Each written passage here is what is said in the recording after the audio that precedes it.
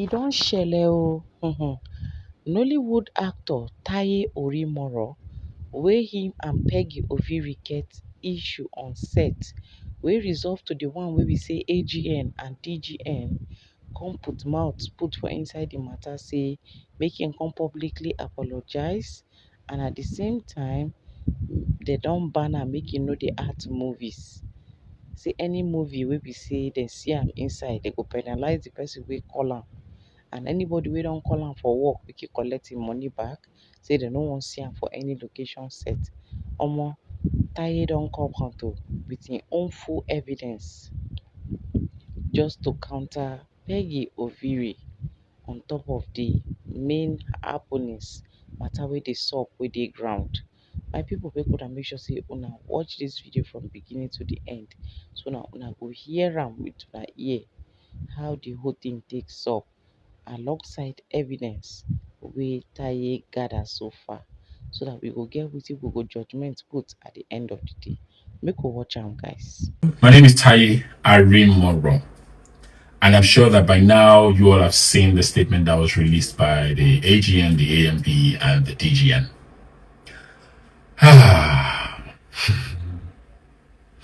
So before I go on, I just need you guys to know that this is going to be a 3 parts video. So please just bear with me, because I'm going to address 3 major things.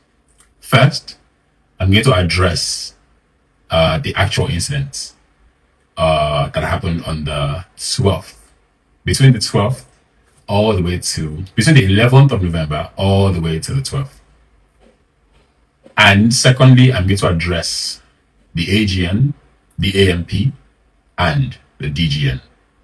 Finally, I'm going to address my colleagues, the cast, the crew, industry stakeholders, and lovers of our dear industry.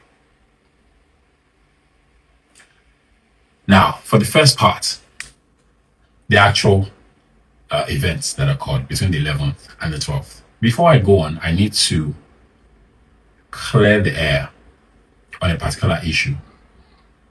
My name is Taye Arimoro. That's Taye Arimoro, not Taye Ayimoro. And I think that is very strange that a disciplinary document would misspell the name of one party. It begs to question the seriousness, begs to question the impartiality, it begs to question the accuracy and the integrity of whatever process they went through. Now, let's address the issue. I want to state clearly, factually, and categorically that your claims in that statement is completely and utterly, extremely inaccurate. All the things you said I did not do them. And if you watched my Instagram live videos and you saw the CCTV footage, you would be able to find that out, even without me speaking. But now you have released your statement. So let's address it one by one. First of all, you mentioned that I was the primary aggressor. I really want to understand how you came to that conclusion. Because everyone who's seen the live videos and the CCTV footage, you literally can see that at no point did I initiate any confrontation towards anybody. No point. But you went ahead and you released a statement on the matter. The videos speak for themselves.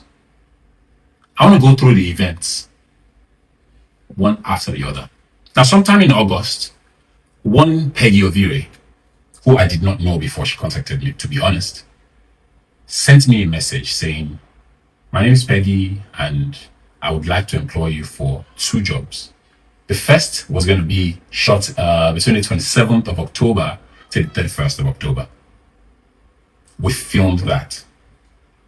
The second was was to be filmed between the 7th of November till the 11th of November. Now, this is where issues start to arise.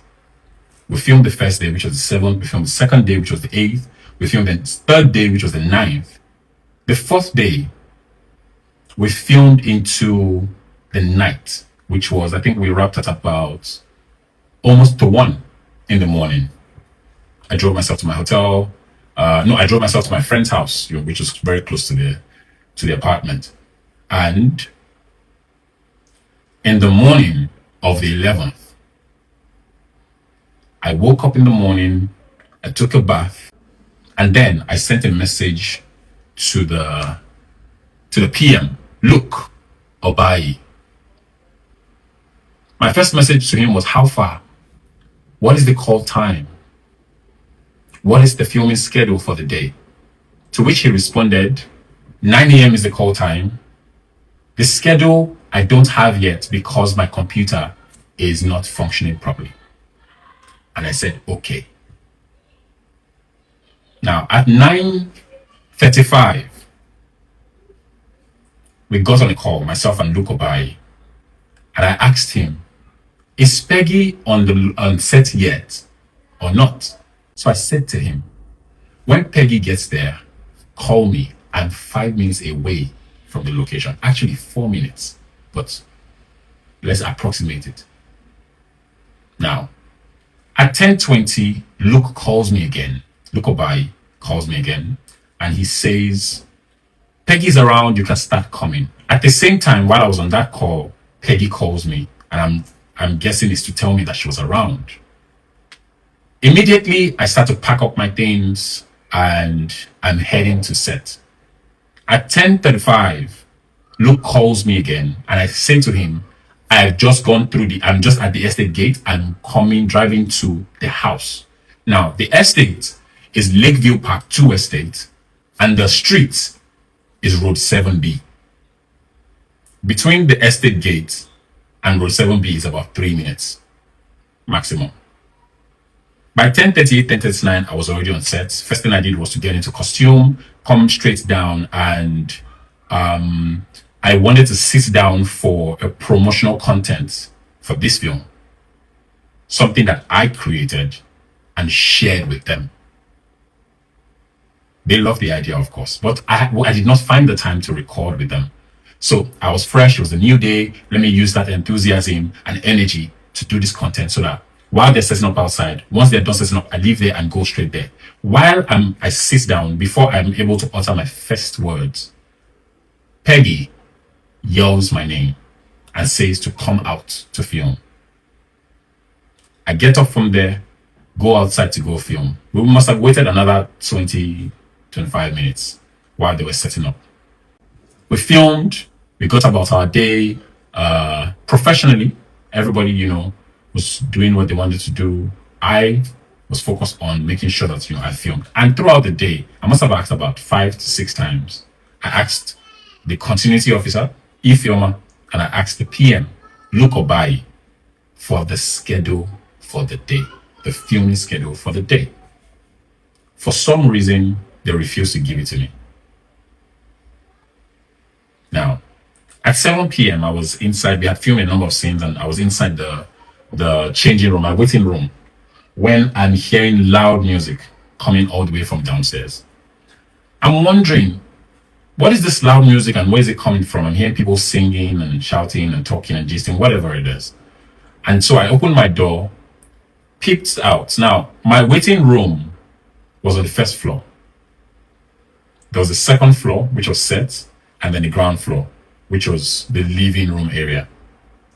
That was where the DJ was set up. By the time I opened the room, I just looked downstairs and I saw a DJ. I saw some party packs or whatever, by the side of the DJ. And so I called Ifoma first. And I said, Ifoma, what is the delay for? Everyone is singing, dancing, chilling, taking their sweet time to set up scenes. It's getting late. I need to be somewhere at 10 a.m. tomorrow. My agreement with the producer ends tonight. 11:59. But I'm leaving at 10:30, 11, because left to me, I would have completed my 12 hours of shooting for the day. She said, okay, she'll let her team know and they will move faster. I then called the PM, Luke Obai, and I said to him, bro, can you tell your people to move faster? Because one, I don't know how many scenes we have left because you will have refused to give me the schedule for the day. And two, I'm leaving at 11 latest.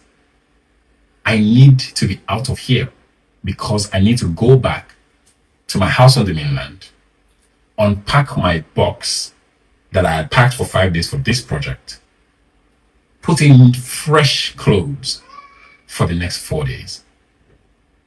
He said to me he would do all he can to be fast. I said, tell your team members all the delays and whatnot, it will be nice to reduce it and not have any delays. He said, yes, no problem. At 10, I realized that we could not, They said we had 3 more scenes to shoot on the topmost floor, which was like my character's bedroom. And I said to him, I called him again and I said, you know what? I'm moving my call time to 12 and not a minute more. Not 1 minute past 12. Because I'm sleepy, I'm tired. I need to go home, unpack, pack a fresh box, and come back to the island. When am I going to sleep? How am I going to be useful for the work that I had to do at 10 a.m. the next day? And he assured me that they will do everything in their power to be fast. I said, okay. We went upstairs, started filming. This was about 10 something. We filmed all 3 scenes or 4 scenes upstairs, in the room upstairs. And everybody came back downstairs. I must have been the last person to leave that room. Before I know it, I'm about to come to the first floor where my waiting room is, and I'm hearing from downstairs, you guys should go and prepare for the last 3 scenes, oh. And I'm looking, at this time it's 11:56. I'm thinking, nobody has come to say anything to me. So maybe I'm not in those 3 scenes. Anyway, I come downstairs. I made a Snapchat video, which is like something I do randomly. I made a Snapchat video and I posted it on my Snapchat, almost like, like sex life and what's not, type of thing. Then I sent that same video to my management and I let them know that, I was rounding up for the day and, I would be home soon because they always want progress reports. At 12 o'clock, I entered into the room, the waiting room. I packed up my stuff and I come downstairs to the ground floor. I walk through the front door and I'm going to my car. By the time I get to my car, I open the back door, drop my stuff, my bags, drop it there, my lunchbox and, my computer, the bag that has my computer and my tabs and my headphones and just gadgets generally. Put it in my back seat. And as I'm about to shut the door, the front door, Luke runs out and he's trying to get my attention. So I left the door ajar to have a conversation with him. I knew why he was coming. He was coming to plead. So when he got there, I said to him, look, I'm so sorry, but I told you what time I had to go. Like now it's even out of my hands because the last 2 scenes we filmed, I did them very sleepily. I'm tired. I'm going all the way to the mainland. I cannot sleep and drive. If anything, from Ochi to my house it's almost 2 hours. So I said, unfortunately, it cannot work. We have to look for another day or look for another time. But as it stands now, I'm going home and there's nothing that will stop me. Before I know it, I'm about to shut my door after I say that to him. Then he pulls the door. I first think it was a joke. To be honest, all of this started off almost like it started off with a good understanding. You came to plead for more time. I said, no, okay, I'm ready to go. And he holds my door and says, I need to go inside to go and speak to his producer. And I said, I'm sorry. Look, I'm not going to speak to your producer because you had 3 more scenes and nobody walked up to me to say, oh, Taye, we have 3 more scenes. We know that you have to leave at 12, but can you give us so and so time? What happened instead was that you guys completely disregarded me and did not have any courtesy to respect the fact that I needed to do something else in the morning and I'm a human being that needs to rest. So I'm not going to see your producer because your producer does not think I'm important enough to let me know that I'll be shooting past our agreed date. Next thing, once I say that I'm into my car, you know, I'm not even listening to anything anymore. I'm just like, okay, I want to drive. So I'm like, okay, maybe if I drive forward a bit, he's going to let go of my door because he has refused to let go of my door. I move forward a bit, and the next thing this guy will do is he jumps. Remember, my door is left ajar. He jumps in between that space, puts his leg in my car, hangs onto the shoulder of the door, and holds it from inside, almost like a downfall bus conductor holding on to the downfall. I'm like, okay, what's going on? Maybe if I speed some more, that's the first thought that came to me. Maybe if I speed some more, he would jump off. But I'm thinking, if I speed some more and he jumps off and he falls, or in the process of whatever it is that's happening, I run over this guy or he just injures, what now happens? His safety is at risk here. But most importantly for me, it's what will people say? What explanation am I going to give anyone that, oh, somebody jumped in your car and you decide to run him over? I built my career. I built it for 12 years. 1 PM, who I had never met before now, is about to ruin it. And so I parked the car and I pushed him off my car so he can step back and I can look into his face and tell him, what you're doing does not make any sense, which is what I did. Now, when I did that, I said, leave my door, please. I entered the car back, I'm about to jam it again. This guy pulls the door from the outside by the handle. I pull it again. He pulls it again, and I'm like, guys, stop this nonsense. Leave my car alone. Leave my car alone. At this time, it's getting very infuriating because it's almost like, what are you doing? Now, we do it the third time or fourth time, and he pulls it, jacks it from the outside. Next thing, the entire padding by the door, that board, pulls out completely. I just looked at him. In all honesty, I was very upset. But one thing in my mind was, I'm going home. We would attend to this damage in the morning. We would attend to it in the morning. Whoever I have to report to, so that they can fix my door. It's a small price to pay. I'm about to jam the door when I see Peggy's car driven by her driver, Joshua Madu. It blocks the only entrance and exit into that street, Road 7B, Lakeview Park 2 Estate. I'm just like, okay, what exactly is going on?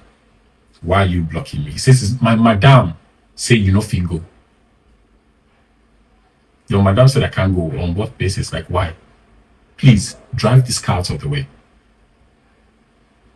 That's when it clocked that Peggy sent her PM to hold on to my car so that the driver will have enough time to maneuver the car to block the street so that I would not go. She wanted to prove a point. Then, of course, I first start by telling the driver, please just move the car. What you're doing is wrong. What your madam told you to do is not right. It's wrong. Please move your car. You know, it's not moving it. So I decided, okay, you know what? I started to raise my voice. Move your car. Why would you block me? It makes no sense. This one is holding on to my door. He's destroyed it. This one is blocking me.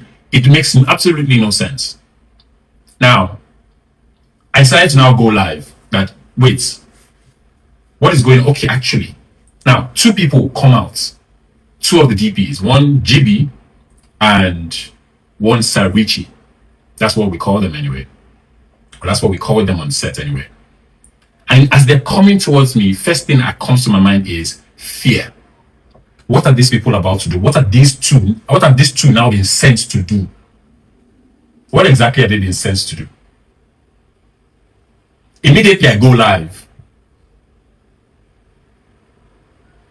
The demeanor becomes a case of, Taye, no be so now. There's no point of going live. No be so. I said, no, tell this guy to move his car out of the way. You can't be trying to tell me to calm down when there's somebody blocking me and the other person has destroyed my door. You cannot be telling me to calm down, come and shoot 2 scenes. You're begging me to come and shoot 2 scenes. Now, if you watch the beginning of my live video, I say, I have to go home. I'm not coming to do it. I have to go home. Did I tell you that I was going to leave at 12? And he says, this PM that supposedly I'm not unconscious said to me, I told you I would be fast. What's my business with that? You told me you're going to be fast hours ago. At 12 a.m. or past 12 at this time, you were not fast enough. And I need to go home. I need to sleep. I'm not a machine. And worse still, in this particular matter, you're holding me against my will. After I've said it calmly, I've yelled, and now I'm on live. So for those of you who want to know what happened before the live, this is what happened. I'm not a madman. I'm not a crazy person. Everyone who's worked with me knows my temperament. Everyone knows my professionalism.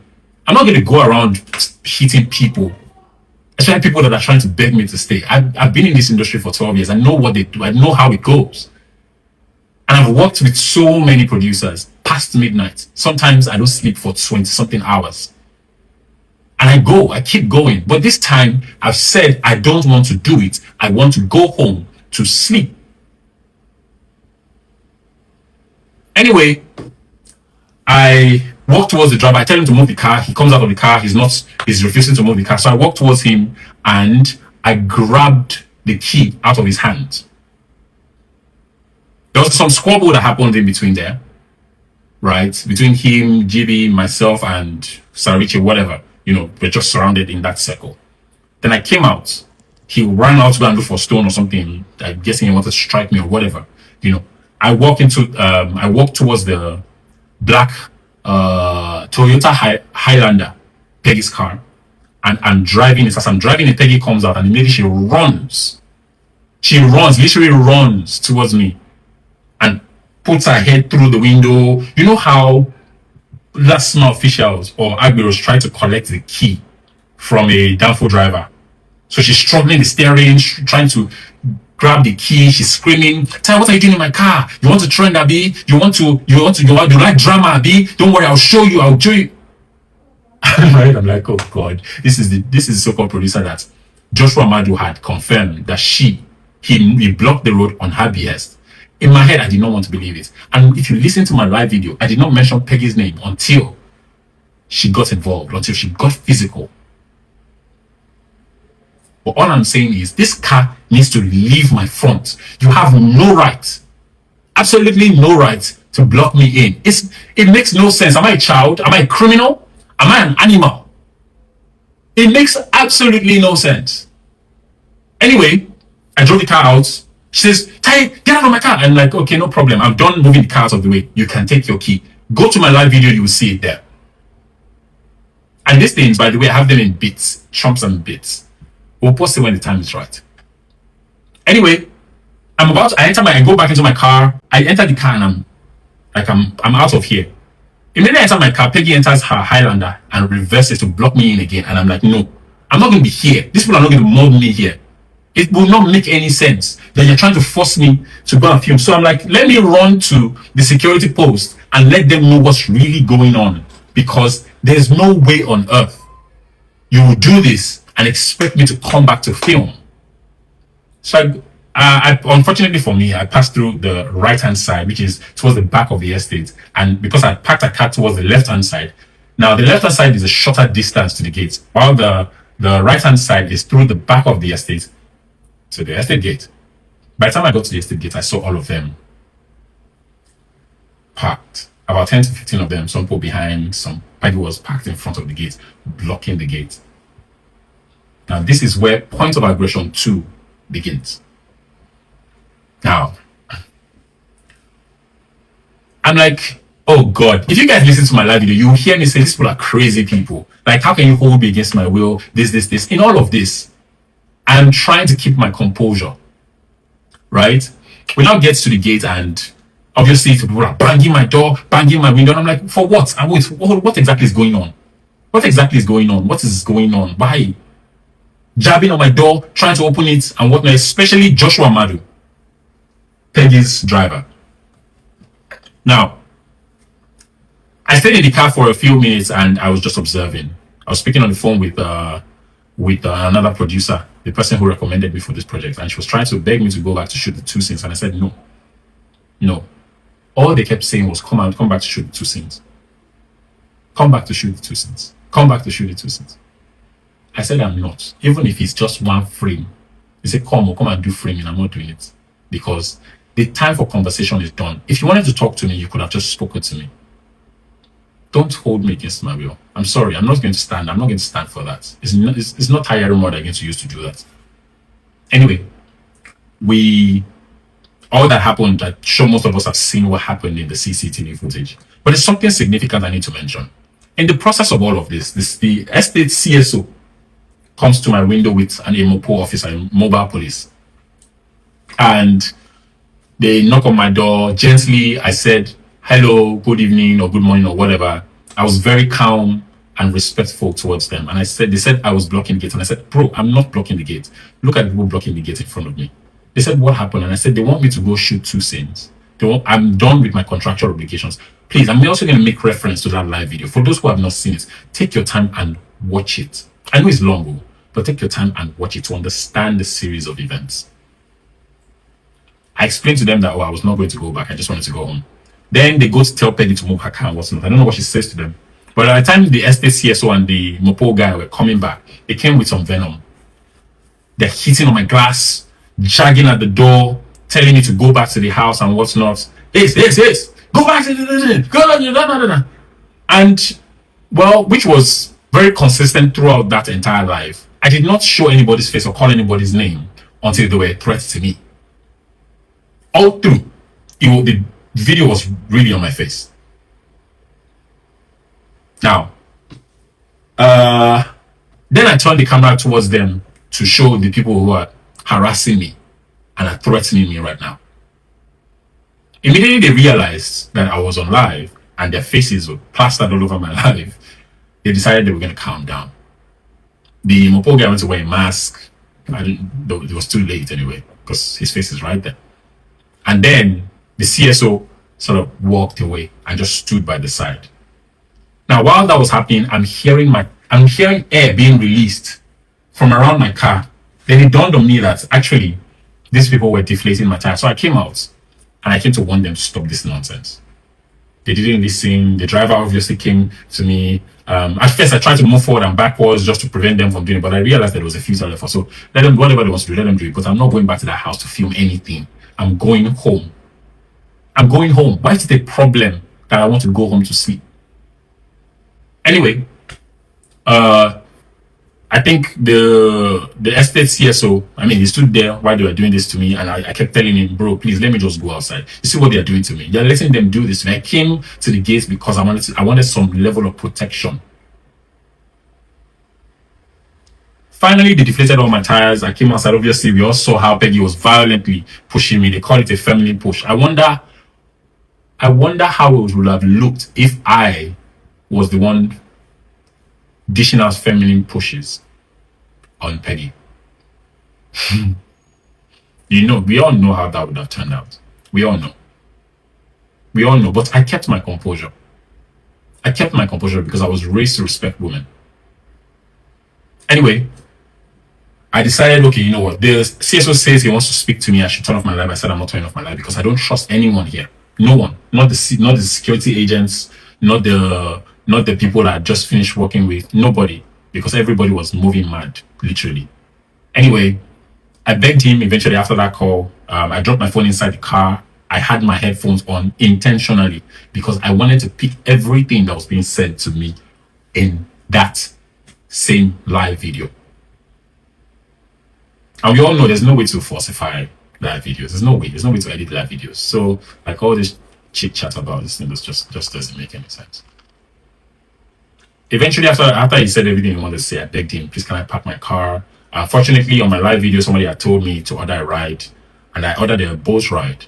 The guy came, he canceled because of the time frame it took, but he still waited. Now, eventually, I dropped my bags inside the car because I didn't want the strong way they would drag my bag from me and say, if I didn't film, I could not go home with my gadgets. So I dropped in the car, locked it, and then I walked through the pedestrian gate, and immediately as I was about to approach my Uber guy or the Bolt guy, I get a very heavy blow right here at the back of my right ear, behind my head, right here. It was very inflamed, actually, eventually. First thing I'm thinking is maybe there's blood, so I searched for it. If you check my live, you'll see my reaction. My phone fell to the front of the Uber, and my headphones had shifted. I don't even remember how it eventually fell to the floor. But I turned around and I see that who it was. Guys, guess who? Joshua Madu again. The same person who blocked me from leaving on Peggy's behest, deflated my tires, was squaring up to me all the time. If you watch that live videos, you guys will see it. Was squaring up to me all the time. But because I had my face looking at him, he could not do anything. Such a coward. But when I went outside and I had my headphones on and I was backing him, he came to attack me. That was when things got really, really crazy. Really crazy. I charge towards him. I get some punches from different angles. I get bites on my chest, bites on my thigh, And when the director fell, I don't even know how he fell. Because to be honest, it wasn't close to me. Immediately, I pulled back and I said, director, sorry this happened to you. Just sorry. Because that's the person I am. That's who I am. I don't want to see anybody get hurt. Things shouldn't have gotten this crazy. Anyway, I look towards my Bolt guy and I see Peggy with my phone trying to end my live video. She eventually successfully ended the live video. Then she's trying to delete the video because on Instagram Live, you cannot save a live video. You can either discard or share it. So by the time I got to her, I snatched my phone back quickly, like that. Immediately, she starts to slap me and punch me, and I didn't care. All I cared about was I was hoping that she didn't delete that video. Luckily for me, she had ended it, but she didn't delete it. Immediately, I tapped on share. Because that's evidence you're trying to delete. Why are you trying to delete evidence? Why? Why are you doing that? After all, the person that was supposed to be unconscious, you had given in your phone to record the situation at the gate and outside the gate. You gave him your phone. He was supposed to be unconscious, so he was unconsciously recording. Anyway, my friend had sent her manager to come pick me up in her car. And just as I immediately entered, I tried to get my bags back. They didn't allow me. I entered the Uber and we were about to drive out when I saw my friend's car. I recognized it and I went towards the car and I realized that it was a manager that had been sent to pick me up. I got in the car and immediately I left that space. I told the Bolt guy I was sorry, he had wasted a lot of time. So I paid him the exact amount that I was supposed to pay him for the trip and I left. Now, let's talk about, so there were 3 points of aggression, right? And if there's any lies in everything that I've said, I would like for Lakeview Park 2 Estate, Orchard Road, to provide CCTV footages of everything that transpired at that gate, both on the inside of the estate and on the outside of the estate by the gate. Questions. I need you guys to ask the right questions, right? Peggy Ovire claims that I came to set at 12 p.m. Please let her provide evidence that I arrived at 12 p.m. 2, at what specific time does a day end? 3, was there any point where Peggy or her people informed me that we would be filming past midnight? With evidence. 4, why did Peggy Ovire ask her driver, Joshua Madu, to block me when she was still inside the house and had no idea what was happening on the outside of the house. Seems pre-planned. 5. When Peggy Ovire came outside, did she deliberately dial the situation down and find out what had transpired before I grabbed the car key? 6.